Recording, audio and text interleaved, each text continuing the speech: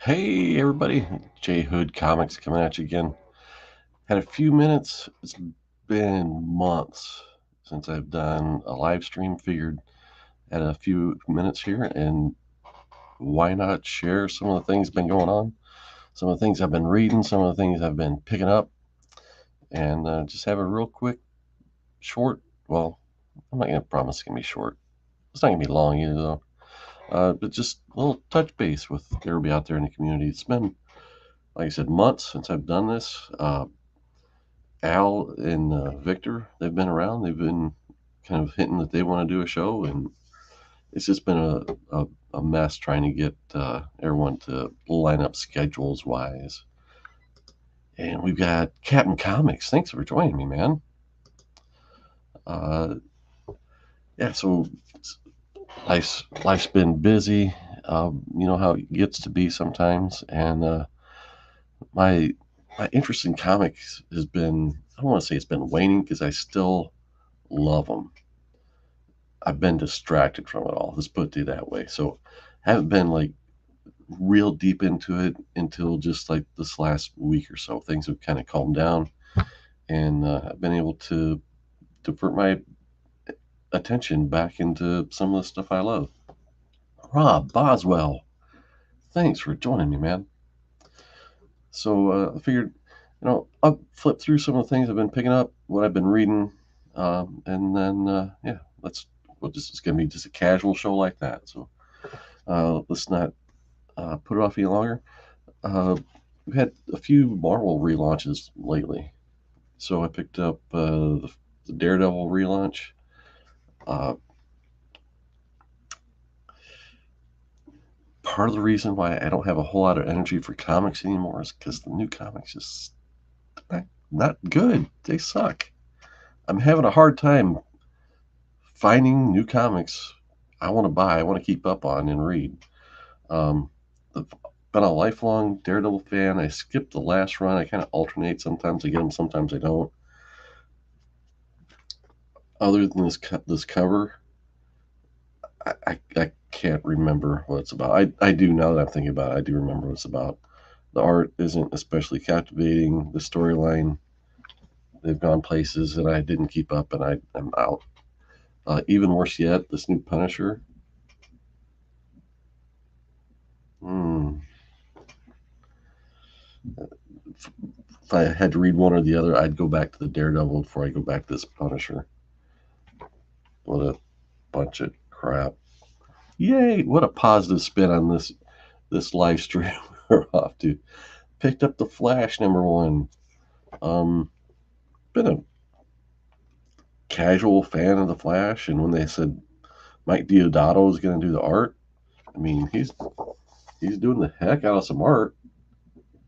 I mean he's drawing the heck out of the book, and I got bored with the story halfway through and didn't even finish reading it. I want to love it. I do. I want to buy it for the good art. I want to love it. So another #1 I picked up, Captain America by I want to say Gene Straczynski. It's not it. Is it Mike, John, Steve, Dave, J. Michael, J. Michael Straczynski wrote, and drawn by Jesus Sayas. I guess that's how he pronounces his name. This one I didn't hate. I picked up the second issue. Haven't read it yet, but the art was decent enough. What they're doing is intriguing enough, and I want to love comics. I want to love new comics. Here's the problem with the new comics. You know what the problem is? They're not okay. It's a circular cycle. Okay, it's like a toilet being flushed. They they're not selling as many comics as usual or as they have.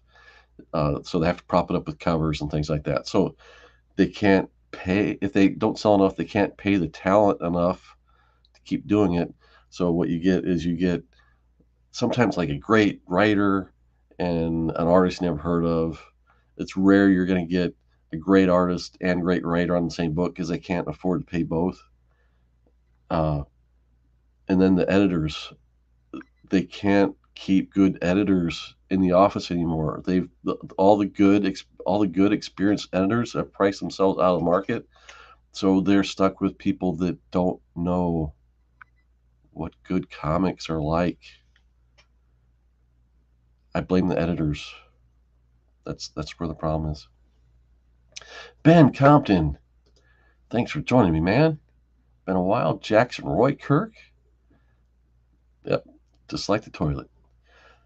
So, uh, so outside of the main Marvel and DC, is there anything else I take a stab at? I picked up this miniseries. I just brought the first issue to show.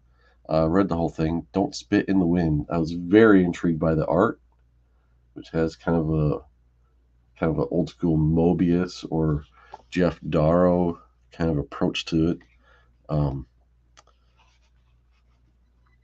there's a thing about art.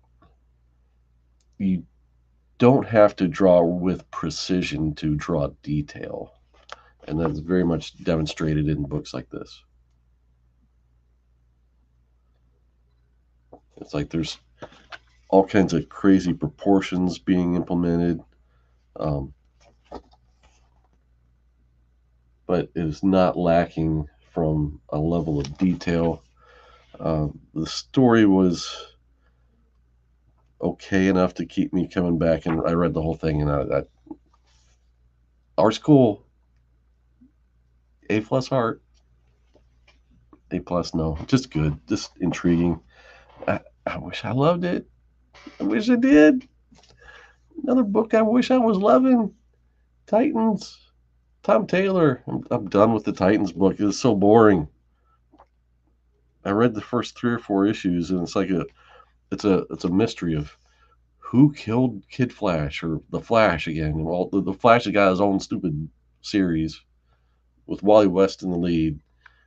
They killed him in the first issue. Who? Big mystery. They shock value. Killed him. Okay. Ultimately, the stakes are not high enough in comic books these days. That's what the problem is. That and bad editors that don't know that the stakes aren't high enough. I'm done with Titans. I think I got to cut it off after issue 8. That's when my poll will have expired. Another Tom Taylor book that when Hector Redondo was drawing it, this is the best comic books being published today. But then when he's not drawing it, Tom Taylor kind of mails it in and does this whole let's make Dick Grayson into a pirate.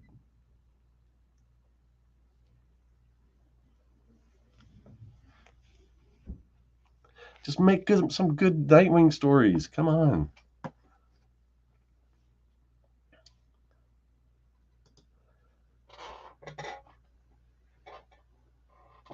No one dies in comics. It was a clone. It was. I think the trope they used was like it was a time. It's a time travel thing. I don't know. I don't know how they finished it because I didn't care enough to rate it. I looked at the pictures.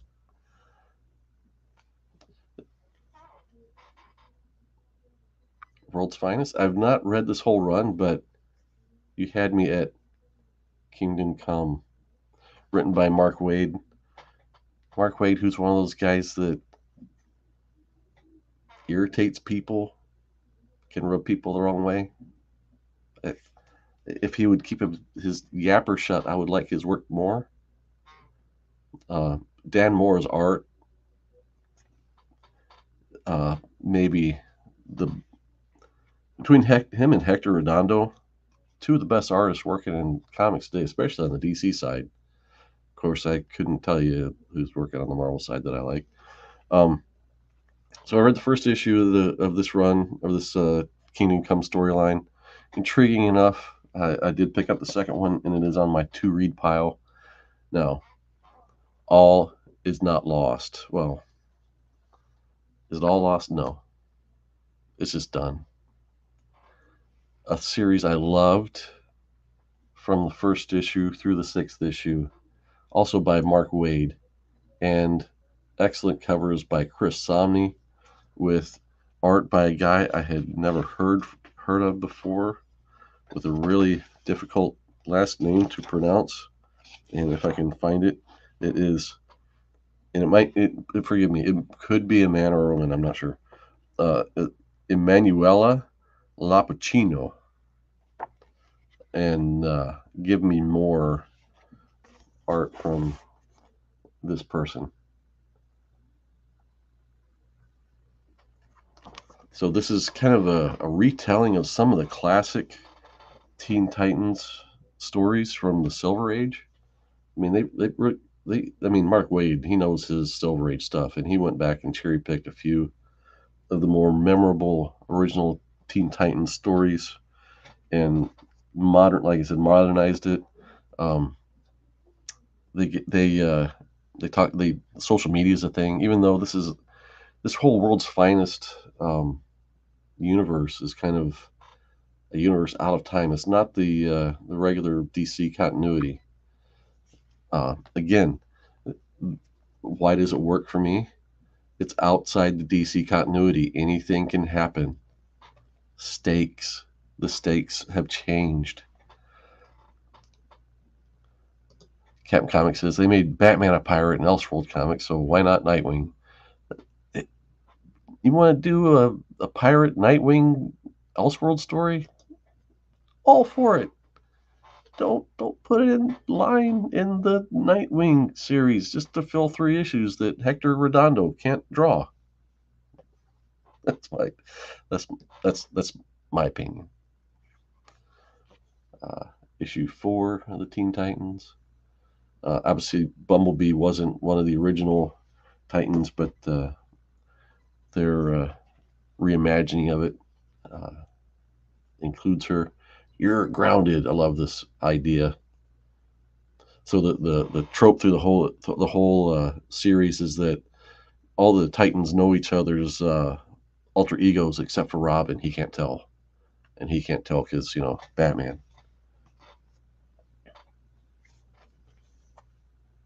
Issue 6. It took me a while to get through all these. I've been. I mean, it's a 6-month series, but I stockpiled all 6 issues. Well, no, I read the first one when it came out. The rest of them piled up, and I read them all in order just this past week and loved it. Another series that I don't know if it's done or not. This one, I can't wait to read it when it gets in my pull list. But yet I've got two issues I need to read. So, Animal Castle. If you like the old school Disney kind of story, we've got animals as characters, good versus evil, their personalities. This was actually a French publication that has been translated for us into English, luckily. Beautiful art, great story. This one is Animal Castle Volume 2.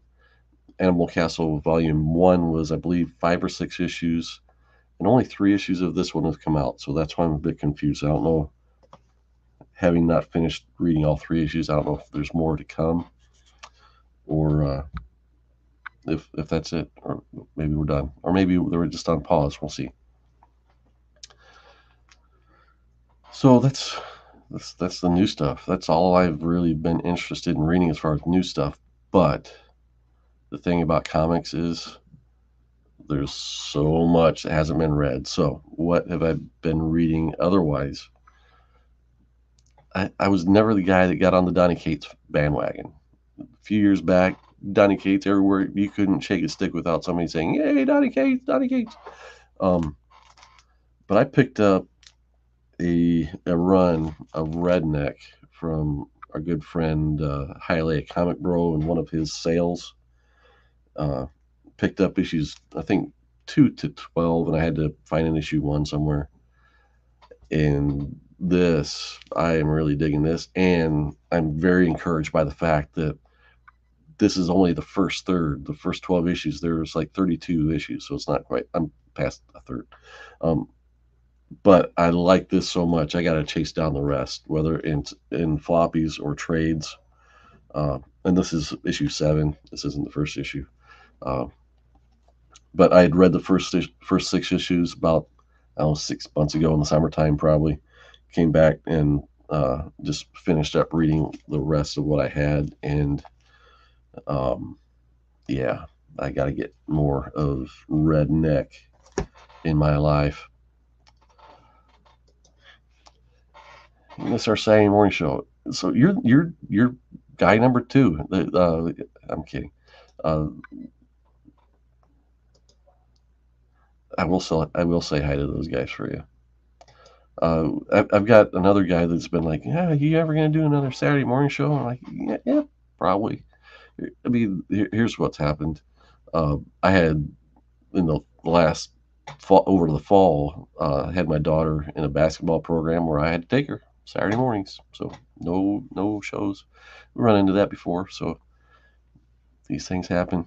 And it's one of those things where it's like I said, it's just hard to schedule the thing, and then figure out the topic. That that's another problem. So if we could just sit down and just chit chat about comics and not think that we have to have a theme to talk about, I think it'd be much easier for us just to get into the habit. Brian loves collecting Spidey. How you doing, man? So another book that I've had for a while that I just haven't gotten around to reading yet, and again, this is another case of there's a lot more material after this that I can go find too. Reckless by Ed Brubaker and Sean Phillips. I know our good friend John's Comics with Kids is a big proponent of Reckless and all of Ed Brubaker's work, and I historically am too. I'm a huge fan of Criminal. Um, this product that they're putting out for a paltry $24.99. The book is it's a half-inch thick or more. The pages are like the page quality is so thick it barely bends. You know, if you like crime stories, if you are afraid of anything Ed Brubaker writes, Sean Phillips is a great artist. If you're into any of those 3 things, I definitely encourage you to pick up the Reckless series. This is book 1 of 5, I believe. Brian, LCS, good to see you. Let's see. Okay, so another thing that I've had for a while, I actually picked this up at a library sale, and I read the earlier volumes of this back in the day, and this is an artist, a comic book creator I greatly miss having in the world still. Uh, the score adapted by Darwin Cook. Um, if you don't know the score, it's another crime book,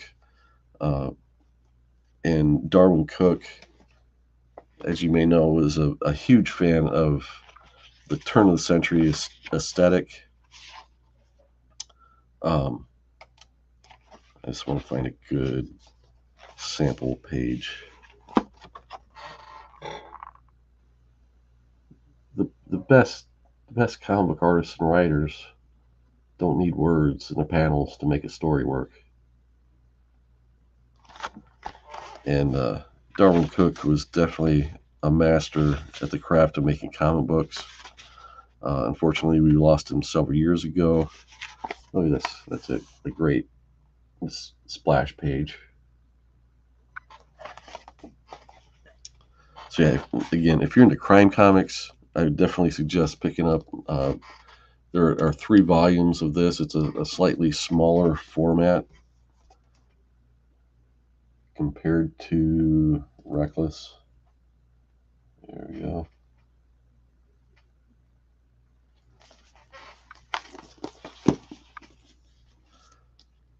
It's almost like more like the or like the same format size as a hardcover novel.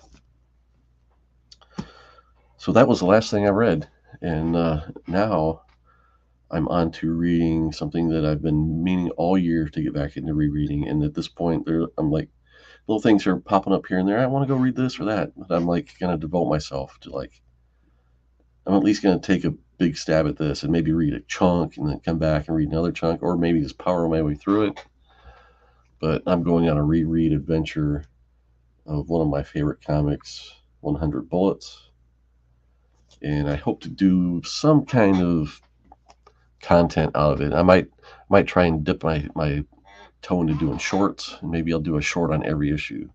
I want to do a short showing every cover. There are 100 issues in the run, and just do like I don't know how long shorts can be. If they can be 100 minutes long, I'll just do, or 100 seconds long. I mean, I'll just flip through all of them. Jim Small, good to see you, man. Good friend of mine from north of the border. So I'm just about to wrap this up. I've gone through a bunch of the stuff I've been reading. I've talked about what I intend to read. Now I'll just show a few pickups. There's nothing. There's a big book in here. It's a pretty big key, but there's something about it. And if you follow me on Instagram, you know why. But I'll just show you some of the things I've been picking up. This is Adventure Comics number 411, Supergirl story. The reason I'm picking up this particular era of Adventure Comics with Supergirl is that an artist named Bob Oxner did the Supergirl art in these, and he also did the cover. The cover itself is not a great one for him, but he was just a stellar cartoonist and draftsman. He drew in a very impeccable kind of not turn of the century, mid-century style that's just stylized enough that he's cartooning it, but also has realistic details and things like that. If you don't know the name Bob Oxner, definitely look into his work. I hope to do some more often. I can't say that I'm going to do them more regularly, but more often. This few month gap I've had, I got reasons why, but I don't want to go that long between shows anymore. Another issue I just picked up from the same retailer, Avengers 110. It's a great piece of Gil Kane cover art. Unfortunately, the story has nothing that looks like this scene in it, but hey, that's comics for you. Today's covers are not any more or less guilty than they were in probably 1974 when this came out.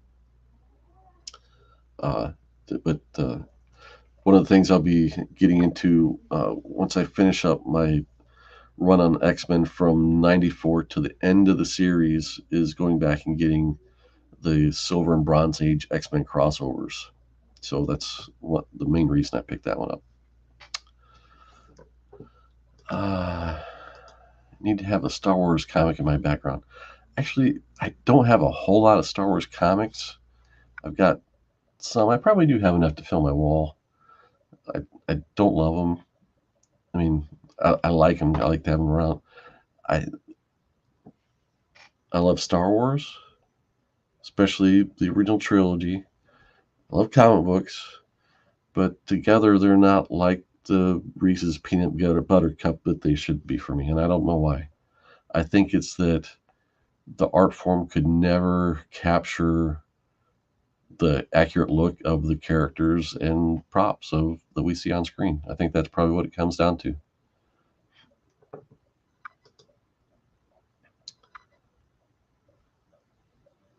Could be. Okay, so other things I picked up. I picked up a hardcover of the Weapon X story from Barry Windsor Smith. Now I've got this in the floppy format in Marvel Comics Presents.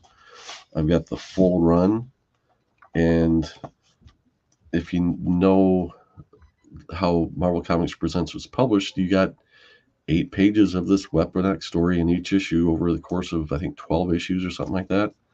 And that equals a stack of comics about that thick that I just wanted to get out of my collection and replace it with a nice single volume where all the other extra riffraff that was included in those issues is no longer going to take up the space in my collection.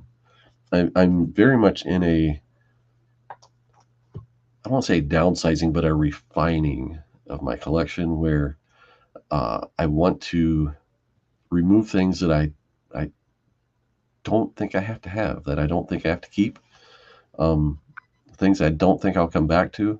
So if I've got a stack of comics this big with this much story in it, I'll take this and get rid of that. So, yeah, that's kind of mood I'm in. Unruly Simeon, thanks for joining me, bro. A few other pickups.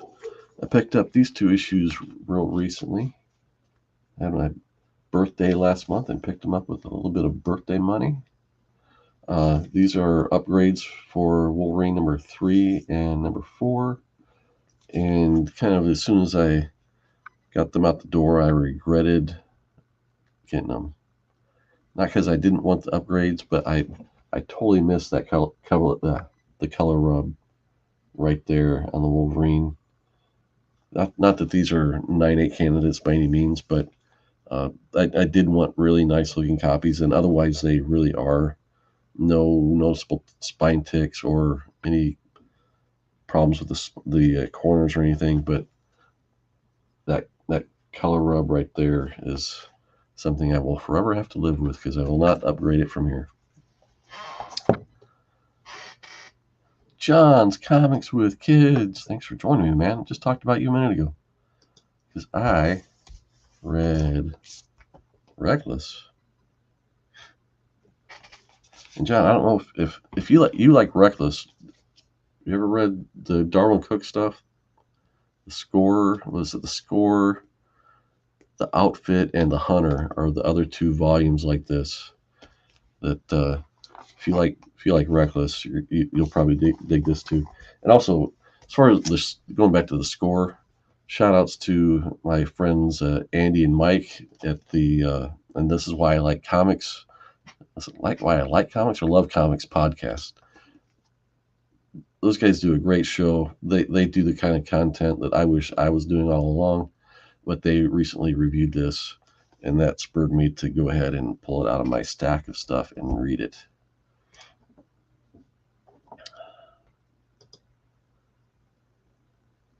Yeah, be sure to pick those up. I think you'd like them. Very good. All right, so then this is, like I said, I had just a short stack of stuff, pickups to show. So this is the biggest book in my stack of pickups, and I've shown this on Instagram. This is Batman 139, the first appearance of Bat-Girl or Batgirl or any semblance of a Batgirl in comic books. Batman 139. So this predates Barbara Gordon, and I got a honey of a deal on this issue. This was on my books that I keep a lookout for on eBay. I actually got this at a local store. An incredible deal. But it has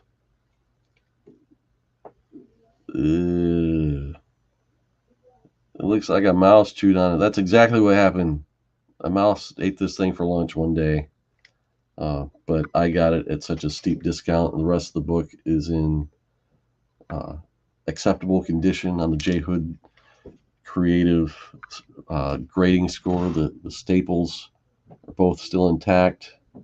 So for the price I paid, this one's going in the PC and will be the copy of the first appearance of Batgirl for me. So that's pretty much it. Everything I had to talk about. Let's get caught up on our comments here. The publisher on the Score was IDW, and they're several years old. You probably find them on eBay, but still might even be able to get them on Amazon. Uh, 10 cents. It's got to be from the 60s. Um, let's find out. It would be before the 60s,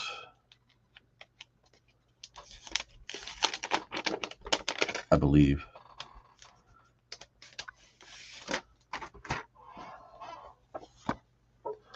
Get out my spectacles. 1961, so right on the border there. But there's a close up on the battle damage.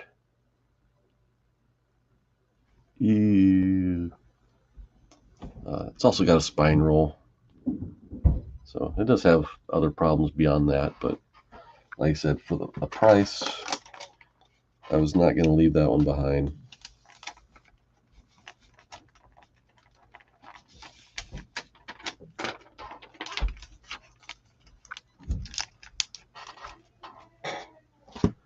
Yeah, so there you go. So that's a recap on everything I've been reading these days and picking up, and just wanted to kind of take a minute to lay that out for you and get some feedback. Let me know if you came in here at the end. Give it a rewatch and let me know what you thought. And with that, I'm going to sign off. Thanks for joining me, everybody, and we'll see you next time. Remember, keep your priorities straight: faith, family, comic books. See you next time.